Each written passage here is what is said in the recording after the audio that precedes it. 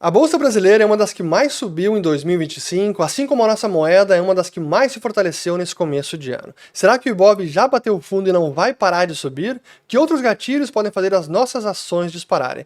Porque já é perceptível a mudança de humor no mercado, um sentimento mais otimista, mais positivo. Já vemos projeções de analistas colocando o Ibovespa em 185 mil pontos no fim do ano, como esta manchete. Claro, se o ambiente favorável permanecer.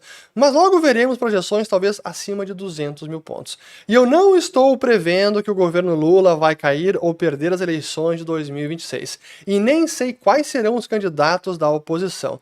Mas sim mudaram as probabilidades de alternância de poder. E nem estou dizendo que o cenário mais provável é o de alternância de poder. Mas o simples fato de aumentarem as probabilidades de mudança de governo já é um sinal importante por si só e faz muita diferença. Então é fundamental entendermos o jogo da precificação de ativos de risco e, mais do que isso, como os investidores profissionais pensam investimento em renda variável e como eles antecipam e precificam eventos e probabilidades. Mas antes, alguns alertas também importantes. Primeiro, como sempre, não é recomendação de investimento. Em segundo lugar, essa é uma análise, uma comparação do Ibovespa com ele mesmo e com outras ações do mundo. Não é uma análise de alocação de investimentos ou com outras classes de ativos, renda fixa, commodities, Bitcoin ou ouro. Não, é apenas com relação a ações, o Ibovespa. E em terceiro lugar, como sempre, se vocês precisam de alguma ajuda com seus investimentos, eu recomendo que vocês conversem com a Liberta Investimentos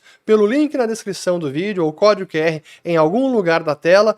Preencham o formulário que algum profissional da Liberta entrará em contato com vocês para ajudar nessa jornada de investir melhor, com mais segurança e tomar melhores decisões financeiras com o seu dinheiro, com o seu patrimônio. Agora sim, um gráfico importante para logo começar essa análise sobre o Ibovespa, este do Christian Kellet, da AlphaKey, do dia 14 de fevereiro, sexta-feira, em que ele, analisando um gráfico, disse o seguinte: dificilmente olha o gráfico, mas fato é que estamos a 0,1% de testar a média móvel de 200 dias do Ibov.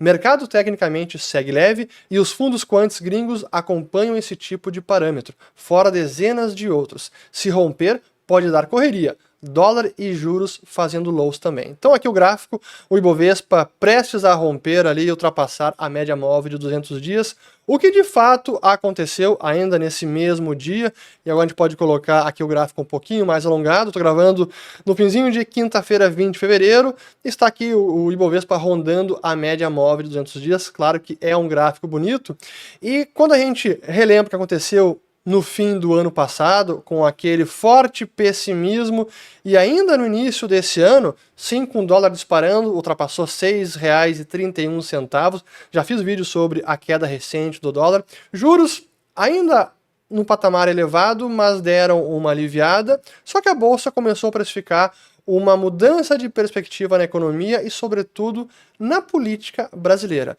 Outro gráfico, eu diria bem bonito também, é este aqui do EWZ, comparando com a média móvel de 200 dias. Para quem não sabe, o EWZ é a Bolsa Brasileira em dólares, um pouquinho mais distante da média móvel, mas digamos que nessa direção, se o ambiente favorável permanecer. E o que explica, além dessa conjuntura nacional, interna, política, mudança de probabilidades, talvez para 2026, é também um resultado do cenário externo, porque é fato que houve uma rotação nas ações mundiais.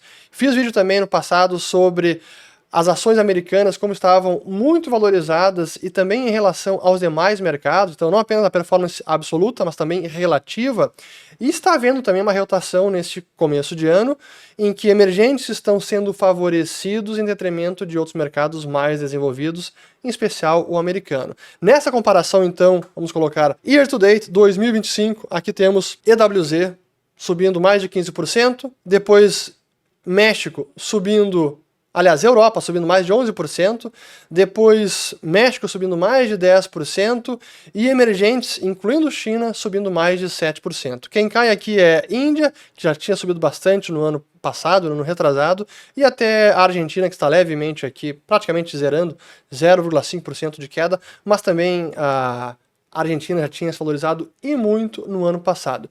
E é curioso como esse movimento da Bolsa é mais uma mudança de perspectiva na política, os reflexos que isso pode ter na economia dos mercados, e não tanto um resultado dos juros longos, como a gente pode ver aqui. Juro longo até subiu no ano passado, em decorrência do risco fiscal, a complicação toda com a dívida muito elevada, a incompetência do governo de se comprometer com algum controle das contas públicas. Então aqui, ó, juro 2035, DI futuro ainda em 14,5%, baixou de 15%, mas ainda está no patamar bem elevado.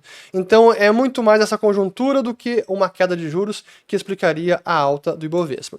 Agora eu preciso lembrar os gráficos de valuation, então a valoração da Bolsa Brasileira, porque é também talvez a principal métrica, ou das principais métricas para a gente avaliar se as ações estão ou não baratas. Então, analisando pelo indicador preço sobre lucro, então 12 meses, então aqui é o anual, e eu já mostrei isso no passado, a gente via como as ações brasileiras estavam muito descontadas. A precificação estava lá embaixo. Então, era um pessimismo sendo precificado no mercado. Este era o dado aqui do Ibovespa, no finalzinho do ano passado e início deste ano, analisando aqui os últimos 12 meses, foi justamente a mínima no começo de 2025, quando o dólar também disparou. E de lá para cá, subiu esse indicador, está agora em 7,22, estava antes abaixo, mais do que um desvio padrão abaixo da média histórica, e agora volta a se recuperar. Analisando numa janela um pouquinho mais alongada, agora desde 2006, vejam só, estávamos testando as mínimas que foi lá em 2022, quando havia muita incerteza, e nesse período todo, à exceção de 22, era o pior momento das ações brasileiras. Nunca estiveram tão descontadas, o que significa que o pessimismo reinava naquele momento. Final do ano passado, início deste ano. A mesma foto a gente pode ver com as small caps, aqui precificando o desastre completo, muito negativo. Cenário pior, só lá em 2008, virada para 2009, que era o auge da grande crise financeira de 2008. Então, do ponto de vista de valuation, as ações brasileiras estavam num ótimo momento. Ou era uma armadilha ou a oportunidade, talvez, da década, como até fiz um vídeo assim mesmo intitulado, vou colocar eles depois aqui em cima. Aqueles que conseguiram extrair sinais de tanto ruído, de tanto pessimismo, e se focavam nos fundamentos e nesse tipo de indicador, mas não apenas ele, conseguiram enxergar uma luz no fim do túnel, e por isso nós vimos muitos gestores, muitos amigos meus também, gestores de ações, defendendo a tese de que aquele era o momento de entrar na Bolsa Brasileira. E de fato, decorridos 2 meses desde aquele auge de pessimismo, eles tiveram razão, a Bolsa Brasileira não para de subir. E é por isso que eu quero até trazer um desses meus grandes amigos do mercado financeiro, o seu João Luiz Braga, da Encore, porque ele solta, eu acho que é mensalmente, me corrige depois, Braga, se eu estiver errado, mas mensalmente ele solta um vídeo analisando a performance dos fundos da Encore e analisando também um pouco do cenário econômico, o que eles estão enxergando. E ele falou justamente sobre essa mudança de probabilidades e o que seria até uma opção gratuita que o mercado está dando. Então, deixa eu colocar aqui uma fala dele sobre isso e depois eu continuo. Então, vamos lá. Mas olha o gatilho. Pensa comigo. Todas as eleições desde 2002 foram 50-50. Todas. Né? A última foi 50-50 até quase o final da apuração dos votos. Né? Vamos lembrar. A anterior, que foi 2018, lá do Bolsonaro e Haddad, terminou 55-45. Mas um mês antes da eleição, estava 50-50. Né? É sempre assim, no Brasil tem essa coisa. Né? E aí vem a dúvida. Quanto vocês acham que está precificando agora? Bom,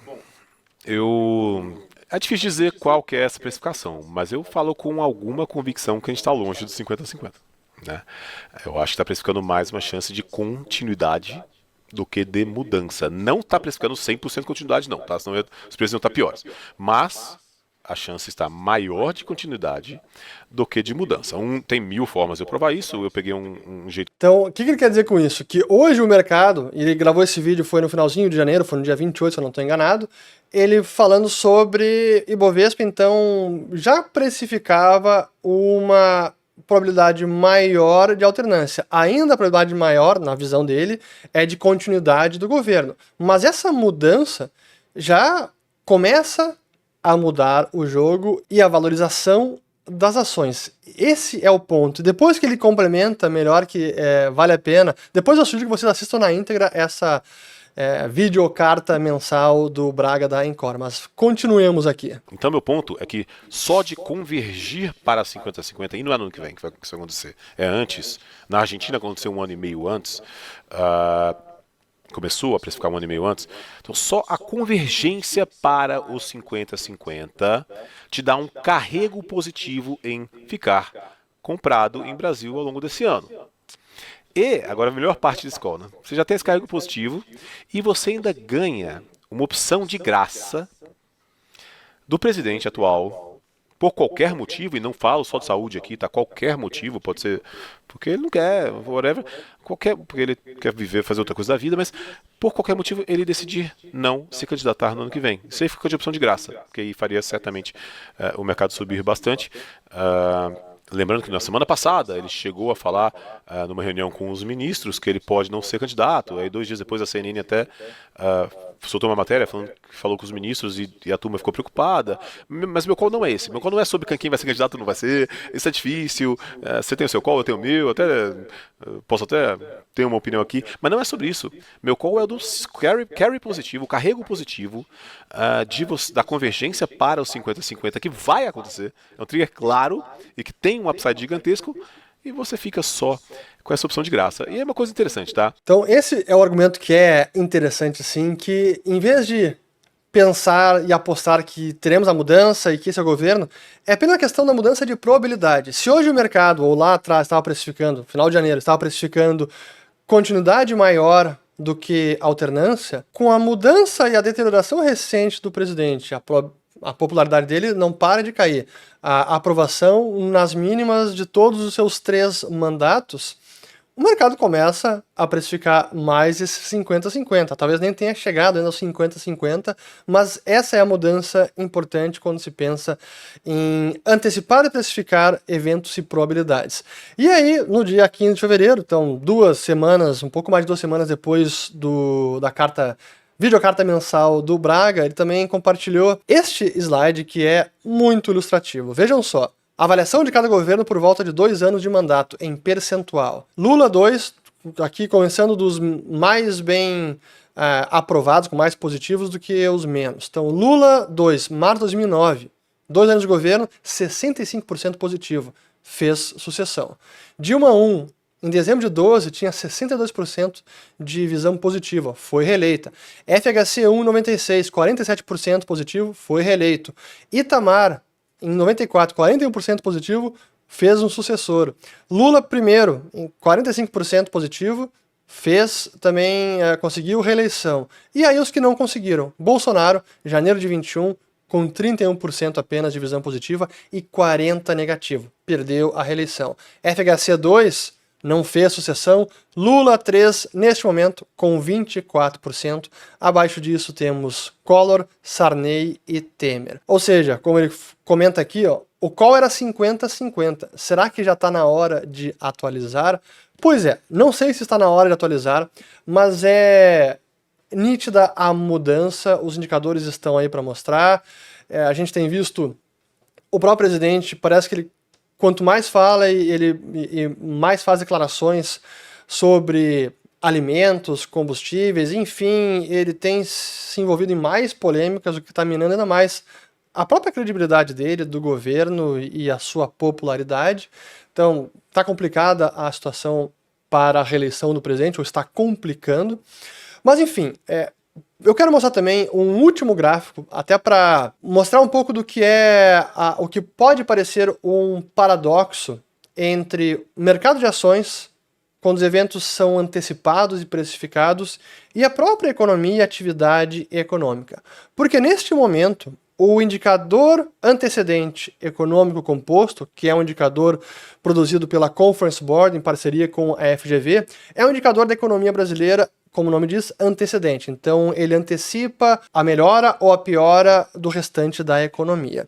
E esse indicador, para janeiro, ele continua em queda, que é a linha azul. E como a gente pode ver aqui nos componentes, as pioras aqui, olhando os últimos 6 meses, a taxa de juros aumentou, o Ibovespa em 6 meses teve aqui uma queda, e aí outros setores de serviço, aí expectativa, né? Expectativa de serviços, de manufatura, produção física de bens duráveis, expectativa de consumidores, exportações, enfim. Vários indicadores se deteriorando, então o indicador antecedente mostra uma piora. A ponto de, neste momento, até sinalizar uma recessão pela primeira vez desde 2022. Isso não é garantia que vai acontecer, mas é já um sinal de alerta, e como muitos economistas e investidores já perceberam, há alguns sinais de fraqueza na atividade econômica, ou de desaceleração. Por que eu menciono tudo isso? Porque a gente pode, talvez, entrarmos num cenário em que, ao longo desse ano, a atividade econômica desacelera, podemos até ter mais uma estagnação, talvez no início do ano que vem até uma recessão, não sei, mas pelos indicadores isso está dentro das possibilidades. Mas em paralelo, o mercado acionário pode seguir subindo mesmo com uma atividade econômica pior. É muito parecido com o que aconteceu durante a pandemia, em que estávamos ali naquela incerteza absoluta, tudo imprevisível, parecia que as economias mundiais iam para o buraco e o mercado de ações não parava de fazer máximas históricas no mundo inteiro. Agora é algo semelhante. A economia poderia não ir tão bem ao longo desse ano e mesmo assim as ações e Bovespa seguirem subindo se essa perspectiva e as probabilidades de alternância de poder seguirem aumentando. Se, como o Braga diz ali, a convergência para 50-50 continuar, ou até o contrário, a probabilidade aumentar para descontinuidade, mudança de governo, bom, aí o Bovespa pode sim subir, como dizem as projeções, é 185 mil, é 200 mil, e com o dólar também que pode cair mais, aí até Ibovespa em dólares, EWZ pode subir ainda mais, quem sabe cruzar finalmente a média móvel de 200 dias. Espero que tenham gostado desse vídeo, compartilhem, se inscrevam no canal, ativem o sininho. Eu vou também colocar outros que eu fiz sobre a Bolsa Americana e essa da Bolsa Brasileira, oportunidade da década ou armadilha, para que seja um ótimo complemento do que nós falamos há não tanto tempo atrás, finalzinho do ano passado. Enfim, fico por aqui, espero ter gostado. Quem não segue o Dinheiro ainda, siga o Dinheiro, Follow the Money, seu aplicativo definitivo com o melhor conteúdo sobre finanças, mercados, investimentos, economia, análises semanais ao vivo, os documentários das Fronteiras do Dinheiro, cursos completos de macroeconomia, finanças, investimentos, Bitcoin, futuro financeiro, e a nossa comunidade também exclusiva é sensacional. Agora sim, fico por aqui, até o próximo, valeu!